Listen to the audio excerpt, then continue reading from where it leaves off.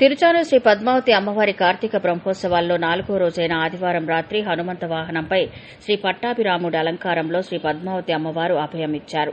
అశ్వాలు, వృషభాలు, గజాలు ముందు కదులుతుండగా మంగళ వాయిద్యాలు, భక్తుల కోలాటాల నడుమ అమ్మవారు ఆలయ 4 మాడ వీధుల్లో భక్తులకు దర్శనమిచ్చారు. రాత్రి 7 గంటల నుంచి వాహన సేవ సాగింది. అడుగడుగునా భక్తులు కర్పూర హారతులు సమర్పించి అమ్మవారిని సేవించుకున్నారు. హనుమంతుడు శ్రీరామచంద్రునికి అనన్య భక్తుడు. త్రేతాయుగంలో శ్రీవారు శ్రీరాముడిగా అవతరించారు. ఆదిలక్ష్మి సీతగా మిథిలా నగరంలో అవతరించి స్వామిని వివాహమాడింది. భూదేవి అంశ అయిన వేదవతి కలియుగంలో పద్మావతిగా అవతరించింది.